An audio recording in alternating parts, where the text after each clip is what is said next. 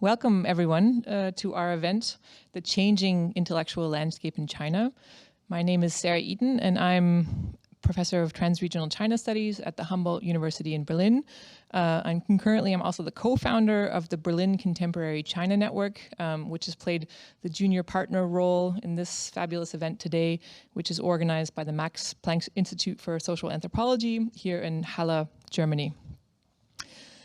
So to sort of contextualize our discussion today, I thought I would talk about an event that took place yesterday, a webinar in which two of today's panelists, David Ownby and Xiang Biao, participated in yesterday at the Oxford China Center on the topic, Understanding China in Uncertain Times.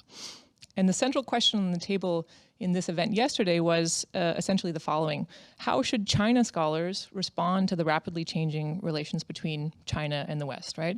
And this is immediately obvious to those of you here on the call today, but what's the context we're referring to? You know, one, in China, the worrisome and indeed gravely concerning developments in China, particularly pertaining to the abuses of the Uyghur minority in Xinjiang, as well as in Hong Kong, the dismantling of democratic institutions. On the other hand, in Western capitals, we see a slide away from a stance of engagement with China towards positions advocating competition and confrontation. So the geopolitical stakes are ratcheting up. And in this very interesting discussion that took place yesterday between three China scholars, one particular theme emerged which really struck me and which I think is important to sort of situating our discussion today. And that is the kind of urgent need for China scholars, people like us here today, to contribute to narrowing what is a really vast gap between essentially what China knows about the so-called West, and what we in the West know about China. So David Ownby made the point yesterday that while Chinese intellectuals keep very close tabs on debates, both historical and contemporary, taking place in so-called Western academia, the reverse is definitely not the case. So there's much less known about what's happening in China with regard to these debates and discussions.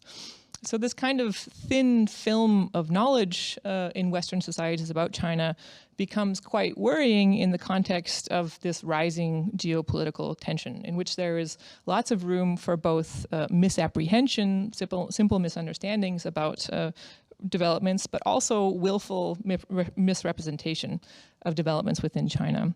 And the call that was made by these scholars yesterday was that it's time for China scholars to, quote unquote, break up, here I'm quoting Biao, to break up misleading images of a monolithic China. And to do that by telling stories about the many Chinas in existence, both more often, but also more compellingly and more accessibly, and to a wider audience beyond the university. And it's kind of in that spirit that this event today takes place. And it's truly a great pleasure to be joined by three distinguished scholars who are really leading by example in this business of breaking up oversimplistic, problematic images of China. First, David Ownby, sitting two places to my left here, our main speaker. He's a professor of history at the University of Montreal in Canada. His interests earlier in his career were in the history of secret societies and brotherhoods in early modern China. His first book was Brotherhoods and Secret Societies in Early and Mid-Qing China, published by Stanford. Later, he shifted to an interest in Chinese popular religion and to more contemporary topics, and published in 2008 his book on Falun Gong and the future of China. In recent years, David's focus has shifted to working on the topic of what he calls establishment intellectuals in contemporary China. And in that capacity, he does a great deal of translation, but also curation and writing about the ideas and writings of these thinkers on his excellent website, Reading the Chinese Dream. In addition, he's recently published several books of translations, including Xu Jilin's Rethinking China's Rise and Qin Hui's On Globalization After the Pandemic. So a plug for Reading the Chinese Dream in terms of getting a handle on contemporary debates in China. This is the place to start and the place to end. It's an extraordinary trove for those interested in these issues. So David is really the person to kick us off with this discussion about where the debate is at in China. We have two discussions who will be commenting on David's talk today. The first is immediately to my left here, Xiang Biao. He's the director of the Max Planck Institute for Social Anthropology here at Halle. Previously, he was professor of social anthropology at the University of Oxford. His first groundbreaking book was Transcending Boundaries, and this was based on his long-term fieldwork in the migrant community of Zhejiang village in Beijing. And he began this work remarkably as an undergraduate at Beijing University. The book is hugely influential and was reprinted in 2018 as a contemporary classic. His second book, Global Body Shopping, which won the 2008 Anthony Leeds Prize, is an ethnographic study of global management practice rooted in India. And for this, he conducted fieldwork in southern India and Australia. Most recently, his co-authored book with Wu Qi, 自己作为方法, Self as Method, was published in Chinese. This is a series of 3 in-depth interviews with Biao. And there is an excellent excerpt of this on David's website, Reading the Chinese Stream, which I highly recommend reading. It's wonderful. So the book was published in Chinese in 2020 and has already sold, at last count, something like 200,000 copies, and was also ranked the most impactful book in China in 2020. Last but certainly not least, 2 places to my left here is Ian Johnson. Ian Johnson is a Pulitzer Prize winning writer, researcher, and now senior fellow for China Studies at the Council on Foreign Relations. He's also concurrently pursuing a PhD at the University of Leipzig on Chinese religious associations. Ian is currently based in Berlin, but covered China for years and years until 2020, when he was expelled in connection with rising US-China tensions. Among his extraordinarily long list of publications, Johnson has published 3 books. His celebrated recent book, The Souls of China, The Return of Religion After Mao, looks at China's religious revival and its implications for politics and society. His other books, previous books, are on civil society and grassroots protests in China, the classic Wild Grass from 2004, and then later a book looking at Islamism and the Cold War in Europe, A Mosque in Munich, which came out in 2010. And I would also emphasize that through his regular writing, in particular, I think for the New York Review of Books, in which Johnson has provided really a wonderful and in-depth coverage of China for many, many years, and especially his interviews with intellectuals and notable figures in Chinese society. Ian's really done a lot to, quote unquote, break up prevalent misconceptions about China, and also to acquaint this readership with the variety and diversity of China's intellectual and social landscape. So it goes without saying that this is really a fabulous group to be having this discussion with today. And let me just make a note about the format. So I will turn the stage over to David now, who will give a talk, and then we will have responses from both Biao and Ian afterwards. In the meantime, for those of you joining us on the live stream, please, we will leave ample time, approximately an hour, to have Q&A fueled by questions coming from the audience. Thank you very much, Sarah, for that splendid undeserved introduction. Thank you to Biao and Ian for being here, and thanks to the multiple hosts for making this possible. As Sarah just said, for the last decade or so, I've been working on the topic of Chinese establishment intellectuals. What does that mean, establishment intellectuals? In the Chinese context, it means intellectuals who work according to the guidelines set by the party state. So these are people who generally live in China, but not necessarily, but they publish in Chinese in publications that are allowed to publish in China. So this means they play by the rules.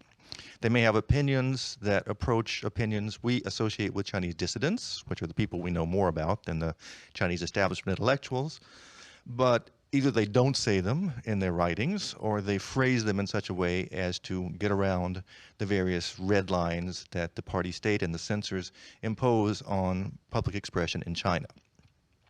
Why look at establishment intellectuals? Because it seems to me in the West, the only Chinese intellectuals we know about are dissidents. And we only know about them when they get into trouble. And when a Chinese dissident gets into trouble, 2 things happen immediately. A successful Chinese dissident, which is an ironic way to put it, First, he gets in trouble because he goes into exile or into jail. And second, he's translated into Western languages. This is all well and good. This is how it should be. We should follow dissidents and what happens to them. The issue of freedom of speech in China, freedom of press, etc., is important to us and to the Chinese. At the same time, there is a huge body of intellectuals who are writing and publishing and speaking and debating issues of considerable importance that we don't follow at all because we're focusing on dissidents. We should, of course, do both. Now, how did I get to this topic? This will make it clearer what establishment intellectual means and why I do what I do.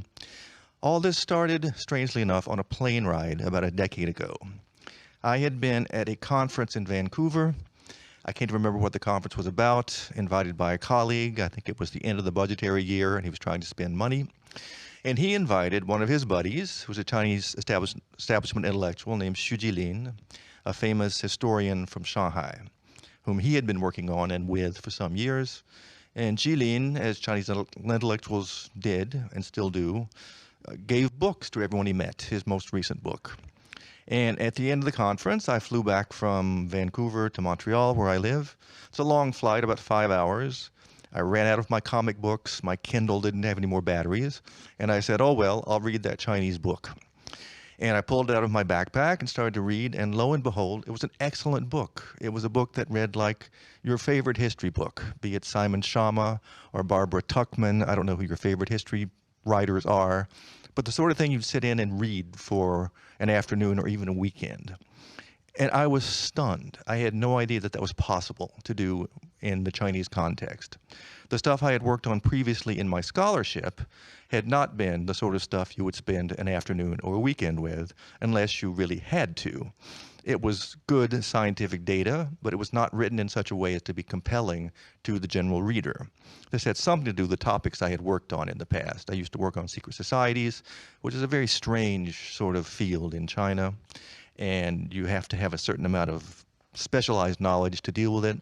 Or I had worked on religion, and in China, the writing about religion is a bit peculiar. Many Chinese writers about religion are very sort of supercilious about it. They see religion as the affair of the unwashed masses, and they're sort of, there's no feeling for religion. I grew up as a religious person in the South, and although I understand what they're saying, their writing was not to my taste.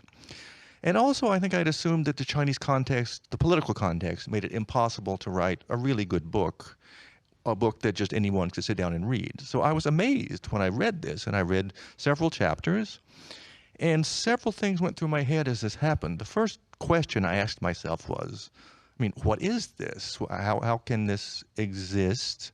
And the second question was, why didn't I know this exists? I was like a 50-year-old China scholar. I had spent 30 years reading Chinese documents, and yet I was surprised to discover that an excellent book like this could be produced in the Chinese context. Third question or observation that came to me was, if I don't know that this is out here, probably other people don't know this either. Because again, I was a China scholar. I spent much more time with things written in Chinese than other people did. And it occurred to me that this was probably new to the rest of the world as well, or to a big part of the rest of the world. And the fourth thing that came to my mind was, maybe I should do something about this. Actually, another thing came to my mind, which was that if Chinese historians can do this, I should probably stop doing Chinese history, because doing history is about sources, locating sources, reading sources, putting them in context, and interpreting them. And if Chinese people are allowed, smart Chinese people are allowed to study history in the same way I do, they will always do a better job because they're so much better reading Chinese. In any event, after this discovery 30,000 feet over the prairies of Alberta, I slowly, this idea became sort of an obsession, and over the next few years, I reoriented my research away from work on Chinese religion and toward this topic. And I started by working on Xu Jilin, the author whom I had read in The Skies Over Canada. And I eventually translated a set of essays by him, and it became a book that Sarah mentioned. And I really enjoyed doing that. I found that I learned a lot and that other people appreciated what he had written. Then I sort of went through the footnotes of his book and read those authors to get a sense of the broader intellectual environment that Xu Jilin was describing. In his work, he started out doing the history, the intellectual history of modern China, so pretty much 20th century China. And then he moved on to study contemporary intellectuals like him. So I was reading that stuff, intellectual life in China since the Reform and Opening era. And then eventually I started the blog that Sarah mentioned, Reading the China Dream, with the idea of spreading these ideas further. And the first post of that was, I think, in May of 2018. And ever since then, I've been updating every couple of weeks with an average of maybe 4 posts each time. So we're up to 125, 150 texts. They're very long texts. I sometimes think they must be paid by the character, the Chinese authors. So there are several thousand pages on there, much more than anyone would ever want to read, unless they were obsessed like I am. I make an effort. All the text, or virtually every text, is translated completely, an integral translation. I don't like excerpts. They are useful for some things, but my thought is that it's important to get a sense of what they actually say in the entirety of their arguments, even if occasionally I think their argument could have been considerably shorter. But nonetheless, let's give them the courtesy of taking them seriously. I make an effort to read a variety of different things. My personal political philosophy is closer to the dissidents, whom I'm not working on, or to the liberals who share basic values with me, not that they're talking to me, about constitutions, human rights, the rule of law, the familiar items that come up in discussion with and about China.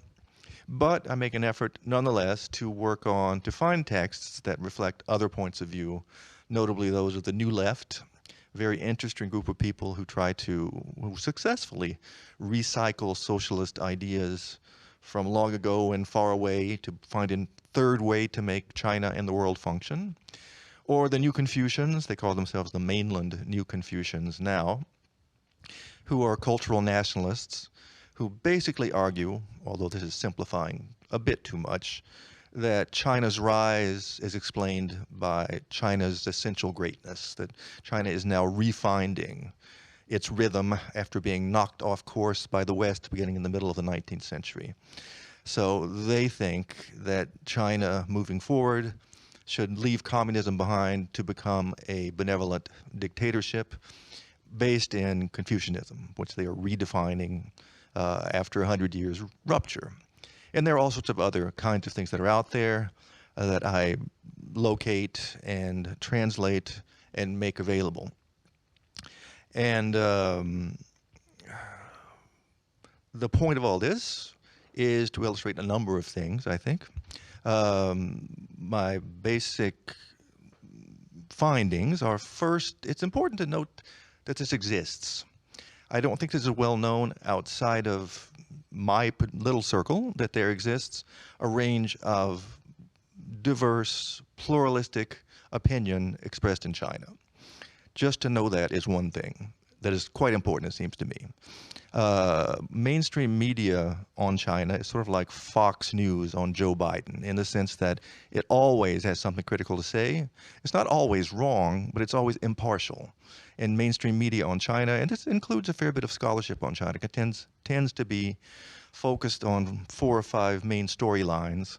And pluralism, or intellectual energy or dynamism, is not one of those storylines. I think it's important. Again, this is not to say that dissent is unimportant, or that we should stop looking at dissent or dissenters. It's that we should also see what people who are allowed to speak in China say. And I should underline that these people are not propagandists. They are independent thinkers who respect, once again, the rules of the game in China, because once you're in trouble, once you're branded a dissident, you lose all your effectiveness. So it's not a completely free discourse, but the fact that they cannot say everything they want to say doesn't mean they can't say anything they want to say. And they say a lot. You only have to spend an afternoon on my website clicking on various pieces to get a sense of the diversity of opinion within China. I think that's quite important. Second, to underscore this again, it's quite diverse, more than you would think. It's important to know, once again, the range of public opinion that's available in China. Third, it's evolving in the sense that they're not saying the same things now as they were saying in the 1980s. This entire discourse is a part of the reform and opening period. There may have been interesting people thinking things in the Mao era, but there was no public space. So there was no way to be, you could be an establishment intellectual during the Maoist period, but you could not be a public establishment intellectual because there was no public to whom you could address yourself. Now, however, that exists, and they're trying to convince one another on arguments that are very important. For instance, I'm not quite sure that arguments about democracy are decided in China. My reading is that there's a lot of debate going back and forth about the value of democracy versus the value of other approaches to governance. In fact, governance is a major theme in writings the last few years. And while Xi Jinping is determined to shut down the pluralism that has marked the period before he came to power, and while he has certainly made some inroads into that, I'm not sure the game is over. I'm sure my impression on reading lots of people is that there are many people who remain committed to the notion that democracy is a real possibility for China, even if that does not mean American-style democracy or German-style democracy, but it might mean some other inter-party democracy or something which provides greater checks and balances, greater flexibility, greater numbers of choices. I would argue that another point that's important is that this set of arguments, these voices, are quite ambitious. This is easiest to understand in the context of China's rise. Most of the people that I've read and translated in the last little while are people who wrote beginning about 2000, when it became fairly clear that China's policies of reform and opening had actually worked, had actually produced real results, that China had developed to the point of becoming a largely different country. I started going to China in 1979 or 1980 when it was a very poor, barely functional society in basic terms. China now is very functional, quite rich, quite modern, quite powerful. It's an astonishing transformation. For the first 20 years or so, I think the Chinese were working so hard at this transformation that they couldn't see the progress they were making. In fact, my visual impressions or memories of China from the 1980s and 90s were just piles of stuff everywhere, because everything was being torn down and rebuilt, and infrastructure was being built 24 hours a day. With all that dust generated by the infrastructure building, you could not see how much progress was being made. But beginning about 2000, some of the dust settled, and they realized that indeed China had done something, and that China had become something like what it had been yearning to be for the past century or so. This, you can well imagine, was an electrifying phenomenon for the Chinese people at large and for Chinese intellectuals in particular.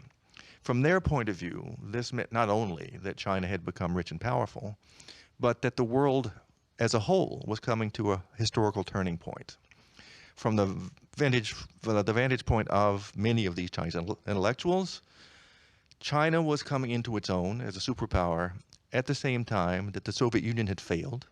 In other words, communism, Soviet communism didn't work, fell apart, left no healthy legacy. After 2008, it certainly looked like the West, the United States, had led in producing a worldwide financial crisis caused by the absence of regulation, prompted by calls for free markets, etc. It looked like the Western model was at least faltering, if not failing.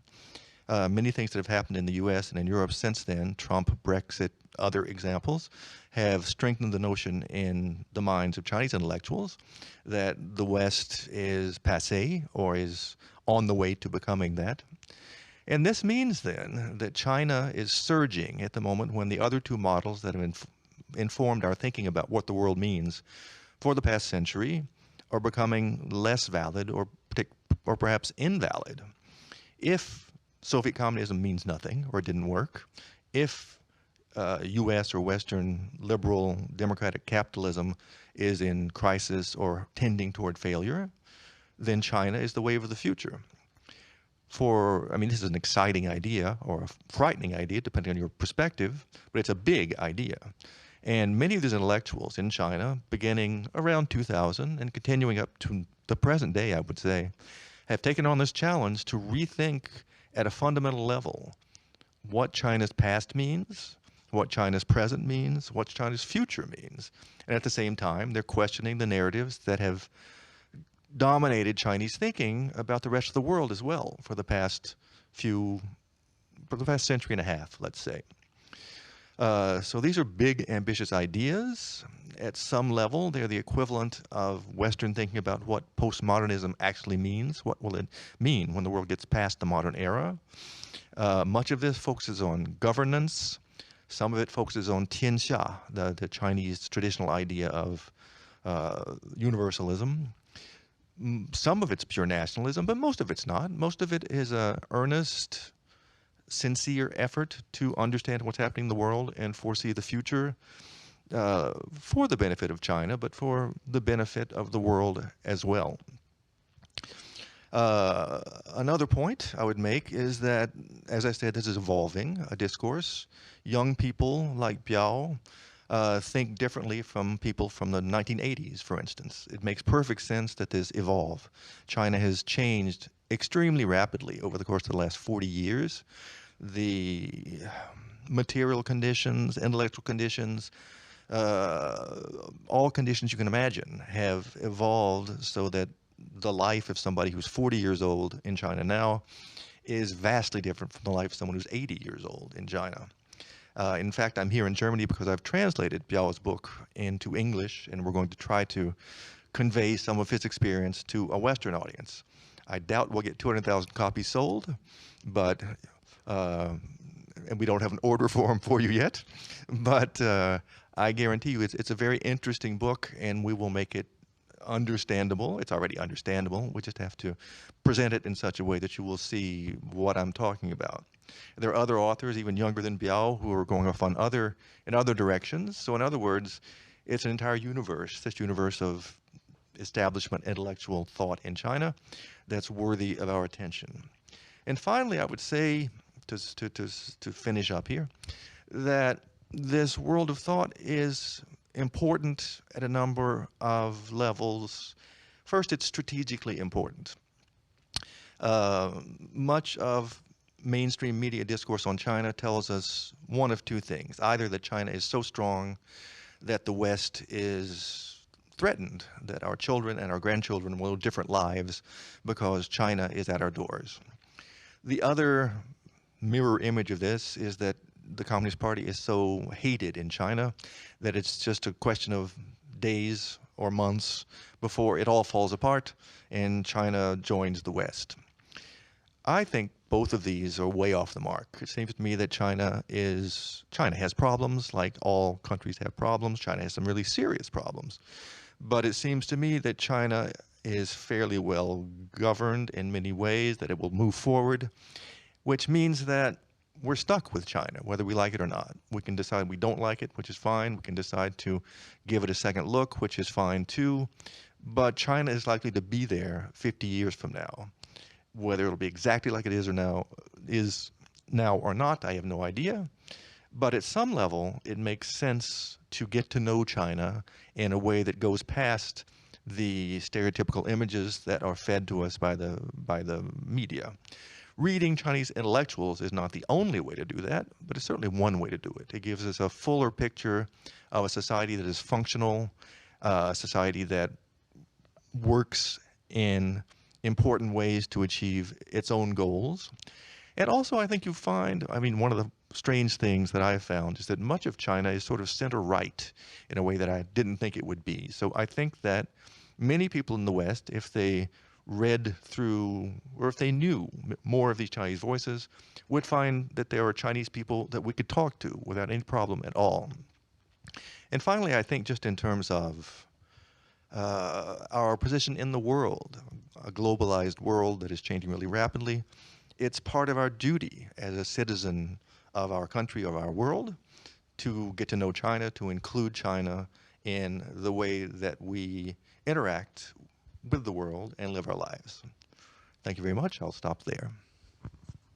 Thanks a lot, David. Yeah, I think David's account about how he discovered the landscape of Chinese intellectual debate actually is deceptively simple, but actually have some very profound point when I listen to what you just described, what happened during that very interesting flight. Because what David discovered is not a research topic, is not a research subject, but is an open field. It is a mine, right?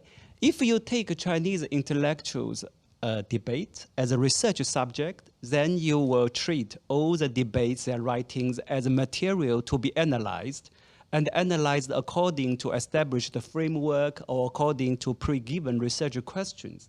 And then you try to box it to say, okay, how similar this debate is to what happened in 30 years ago in Europe, or how that is different from what's going on in Canada, and etc. So you objectify it.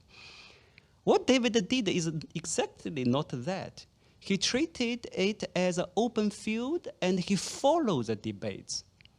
And once you follow the debates, it's just like you talking to your friends. You listen to your friends, what they say, and they express their understanding about the world. And then you may agree or disagree, but you learn something from your friends, right? And then also make you to rethink of your previous understanding. So therefore, it forms an organic conversation. So there's a big difference between treating China as a subject matter, then you want to construct a coherent China story and say China is like this, and therefore we should have a coherent China strategy which will inform our consistent China policy, which I'm afraid is the mainstream paradigm, how they think of China. You know, your China knowledge, China story, China strategy, and the China policy. But what David shows us is a very different way to approach China. You don't start with a coherent China story, but just by listening to all these multiple voices coming from China, and treat them as just your interlocutors, your friends. They have their understanding of global questions that you are bothered with as well, but in a different way, right? So I think that probably is what I think many scholars should follow. And once you treat the Chinese intellectual landscape as an open field that you want to learn something from, and then you immediately see, of course, at least 3 things. Number one, as David mentioned, you see dynamics. It's evolving. As David mentioned, actually evolving in both directions or multiple directions. Certainly is not a linear progression, towards ever more democracy or openness. Not necessarily. But not the democracy idea is, easily killed off either. So it's always an up and a down, because I have worked on these social debates in China since the 1980s. I mean, the one of the most interesting discovery is precisely that. Some idea we thought, okay, it has been becoming, very unpopular by the time of early 1990s, but now emerged again. People think that's a good idea. I mean, including many people are now revisiting Mao's era. Intellectually, it's all very interesting. You see how the history evolving that way. Number 2, of course, immediately you see the diversity, because the idea is not to have one coherent China story. Then you see China as it is, that is multiple. I mean, of course, a good analogy is our understanding of the US. Probably US is a country that many people do spend the time and try to understand and deal with it. And nobody wanted to come up with a single coherent US story, right? I mean, US is by default, as it's a diverse or multifaceted, but which probably is not true. But anyway, the starting point is not to construct one single US story. Then the diversity, here just a quick point about David's notion of establishment intellectuals. I mean, when we hear the word establishment, especially when the word is associated with China, of course, it's all kind of gray, stone-faced and boring propaganda thing. But if you look at the history of the PRC, we see the huge diversity within establishment. In the 1980s, the most radical ideas, the most radical reformist ideas come from nowhere but the core establishment. People's Daily published all these articles calling for radical reform, and of course you have top dissident intellectuals. They were senior official cadres, etc., because they knew how China went through, and they have opinions to say, to express. So the establishment itself actually is already a field of contestation, and there are lots of different lines there, which is, I think, is a very important the source for intellectual rethinking. And thirdly, once we treat the Chinese intellectual landscape as an open field to engage with, rather than a subject matter to study, to analyze as an outsider in distance, then you will see, again, as David mentioned, the questions they raise are global questions. Of course, they frame it, I mean, according to their immediate concerns, which is about the local, regional, national, or international relations around China. But there's a core behind that are global issues like democracy, governance, economic sustainability, and nowadays, how shall we deal with these all high-tech giants, the financialization, and in terms of everyday life, the education system, environment, and etc. It's all universal questions. And the ambitions demonstrated by Chinese intellectuals is directly related to that, because they see the rise of China is not a kind of accidental historical event, right? The rise of China is interpreted as a kind of reorienting human history in the modern times. I mean, we can question about whether or not it's really a scholarly productive being so ambitious, but at least there is big questions. I'm afraid to say that the big question is what we need today in the intellectual discussions. We need big questions. And I just one quick example to say, what's the value by treating the debates in China as global debates, because they will give us some new tools and new angles to understand what's going on.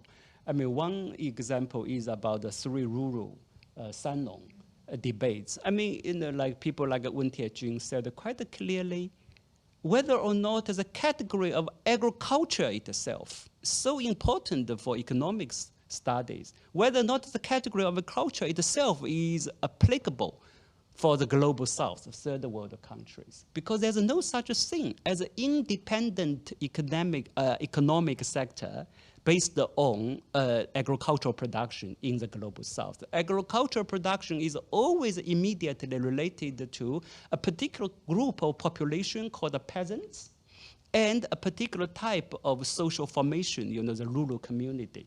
So these three things, the social organization and this population have their own culture and the social position, and the economic productivity, production of agriculture cannot be separated analytically into three different things, right? So therefore, there are also people like He Shifeng. You may disagree with a particular analysis, but he proposed, I think, an interesting point to say, the development of China's countryside cannot be understood through the lens of a productivity or efficiency lens, right? I mean, China achieved certain level of development between 1949 and 1978, not through material production, but primarily through social organization. But China had very limited material resources, but they have abundance of human resources. So the key question is that how you organize a large number of people with limited material resources and maximize the output in a way that everybody have a certain share. So that is, it's a kind of shift our focus from the material productivity efficiency to the question of social organization, right? So that will have a universal implications. So finally, I mean, based on what David said, I think it's a really a time for us to rethink, what the China studies is about and what the China debate is about. I mean, if we just debate about China as one single country and thinking whether or not China will fall or will take over the world, I think is not productive, because I mean, this kind of question actually, frankly, cannot be solved through intellectual debates. And it will be much more interesting to see that what happened inside of China is a part of the global experimentation. Is a global, of course, I mean, experimentation probably is not the right word, contestation at least, right? And so China is not far away from us. What happened in China is directly related to us in multiple ways. Not in the sense they will, affect our security or influence our market share, not in this sense, but the way how they experiment social organizations, so how they experiment regulation is all directly relevant to our concerns here. If we link it in that way, then we will open the dialogue directly, right? And China will open up just like friends. We explore the world together from different angles, right? So rather than box it, and once you box it, the thing will become mysterious or scary, or sometimes very exotic and very attractive. But that is not realistic either. Yeah. So I'll stop here. Well, first of all, thank you for the great presentation, David and Biao, for your response. I said earlier that my comments are probably the comic relief at the end of the discussion, but I'll have a couple of points. I mean, one is I agree on the multiplicity of views in China. I think people underestimate that, having lived in China for 20 years, and I'm working on a book now about people who have one foot inside the system, one foot outside the system, and are trying to write new histories of their country. And it's amazing that these people are still working, and I purposefully focus my research on people in the Xi Jinping era, because people often will say, oh, well, that existed before, but can't possibly exist now. But I think actually there is stuff still going on in China. We have this idea that 2012 was a cutoff point when Xi Jinping took power, and after that, China entered a kind of new dark ages, but that's certainly not the case. And I think we've sort of fallen back on these stereotypes of the only people in China who can express themselves must be beleaguered dissidents, of which, as David points out, there are many, and they have very good and interesting, important points to make. They're like the conscience in many ways of the country, and deserve to be respected, but they're not the only game in town.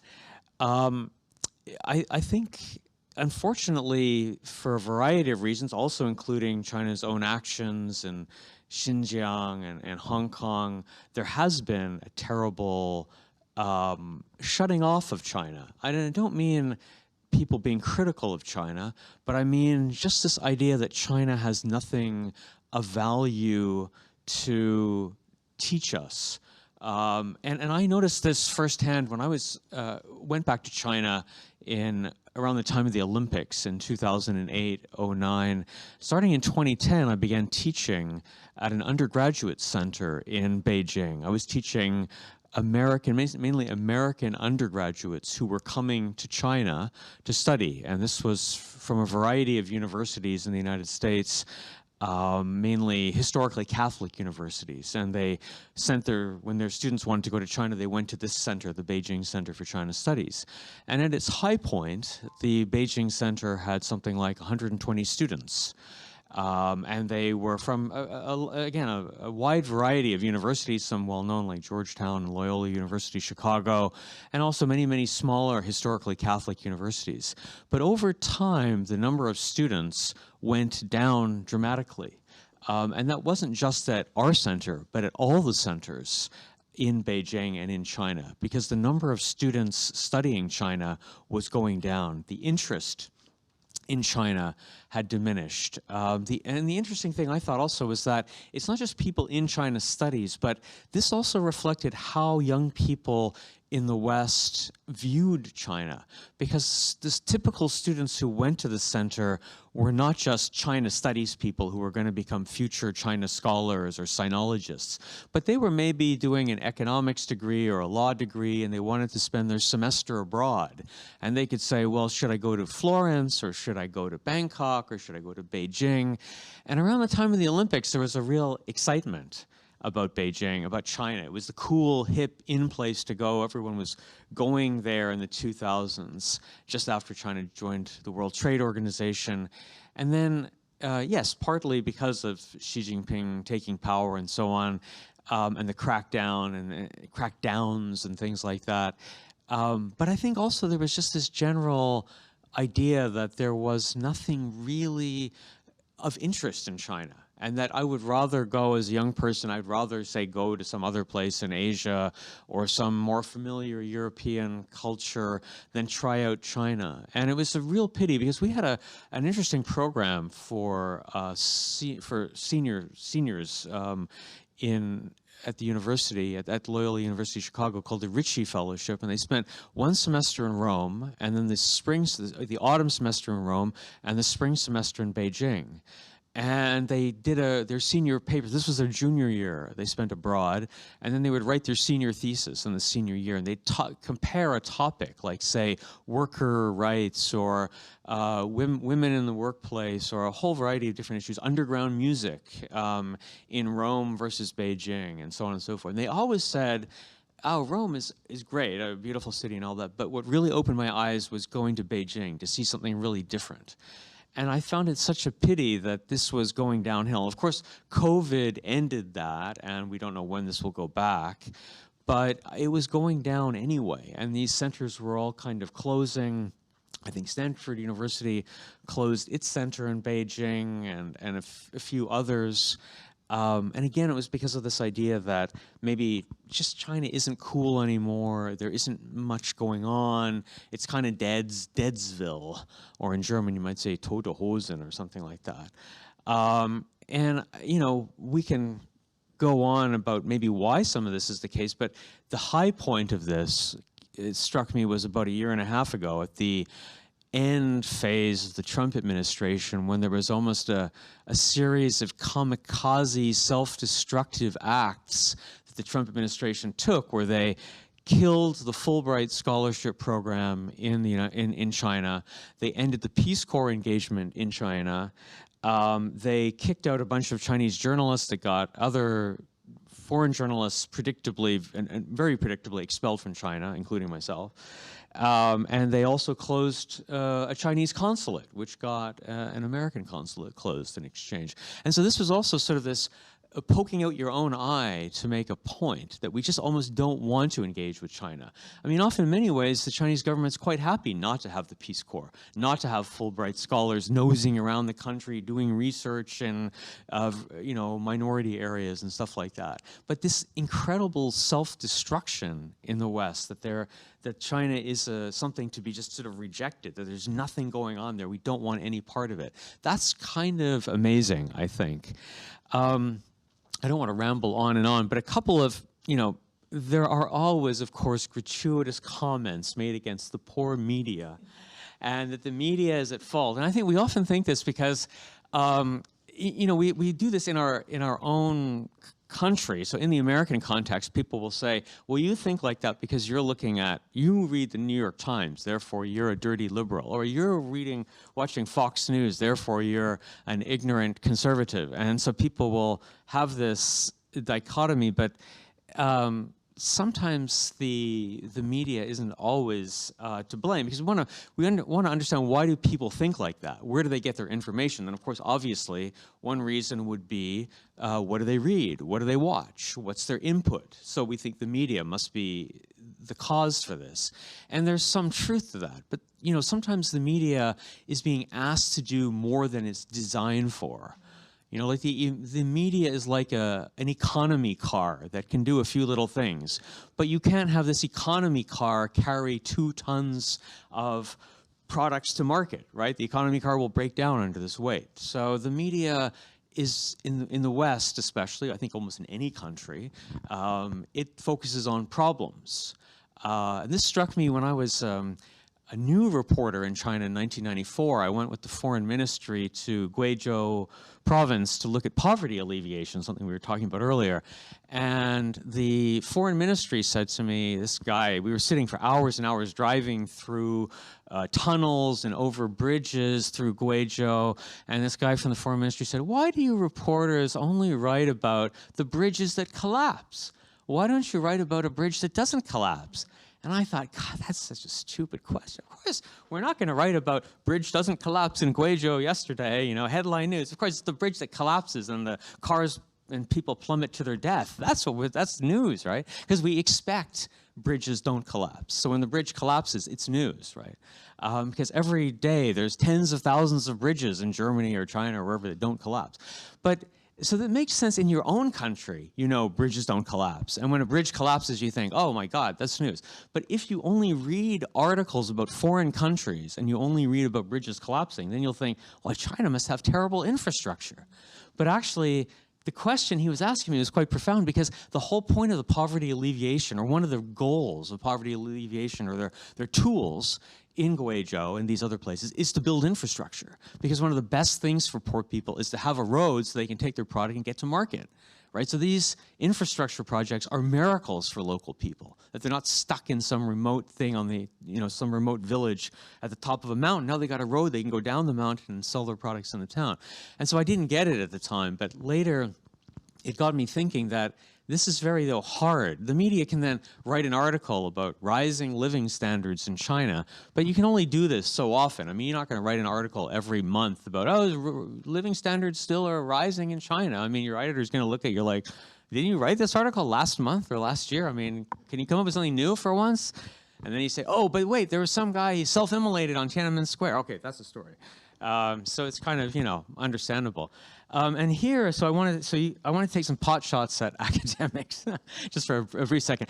But I just wanted to point out, though, in a positive way, how rare David's work is.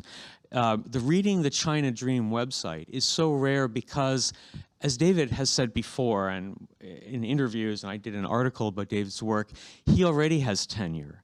He's already sort of approaching retirement, and he can basically do this, which is not incentivized at universities. Universities downplay translations. They say, oh, you're just doing a translation.